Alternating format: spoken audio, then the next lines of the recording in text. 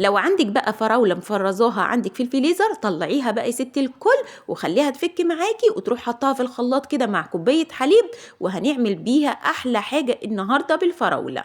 بحطها عندي على 3 معالق من السكر، ومعلقتين كبار من النشا، ورشة من الفانيليا، ما شاء الله. واحط بقى عندي المكونات كلها بعد ما اضربها في الخلاط، احطهم عندي على البوتاجاز. الخليط هيتقل معايا كويس جدا. بجهز بقى عندي كده صينية كده مدهونة بسمنة، واروح فردة عليها الجلاش معايا، طبقة فوق طبقة كده، وبين كل طبقة والتانية بدهن سمنة. اللهم بارك. السمنة ميزتها جميلة جدا يا جماعة، بتخلي طبقة الجلاش مورقة جدا معاكو. اللهم بارك. شايفين حضراتكم الجلاش بيطلع بعد السوا مختلف جدا ما شاء الله. هنا بقى اي قطع معاكم متقطعه كده من الجلاش مش ترميها خالص، بروح حطها عندي في نص الجلاش كده معايا، وادهنها كمان بسمنه. وفوق بقى منها ببدأ بقى ايه احط الطبقات زي ما انا عايزه ما شاء الله.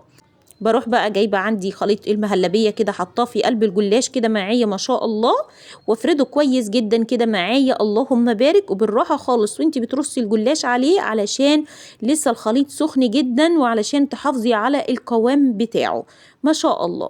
ابدا بقى ارص ايه الكميه التانية الباقيه معايا من الجلاش معايا. اللهم بارك. شايفين حضراتكم بين كل طبقه والتانية السمنه طبعا.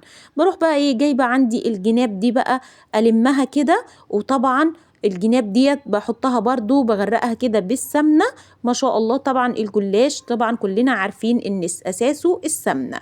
اللهم بارك. هنا بقى خلصت الجناب كلها، شايفين شكلها عامل ازاي.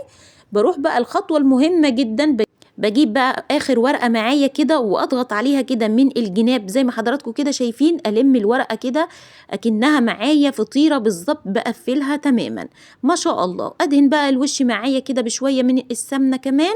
اللهم بارك. شايفين حضراتكم شكلها. اروح بقى جايبة عندي السكينة، وبالراحة خالص وانتي بتقطعي ما شاء الله، علشان خليط المهلبية معاكي.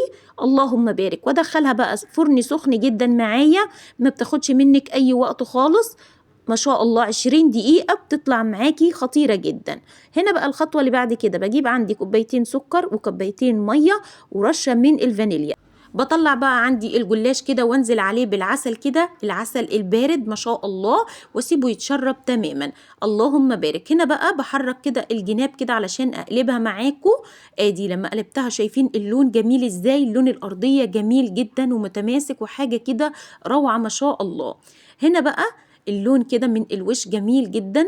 بروح بقى ايه مقطعاه بقى كده، عايده كده على القطع اللي انا قطعتها، واطلعها معاكم بتبقى متماسكه جدا، بس هي سخنه لسه سخنه جدا معايا ما شاء الله. واطلع بقى كده ايه احلى جلاش بالفراوله. والسلام عليكم ورحمه الله وبركاته.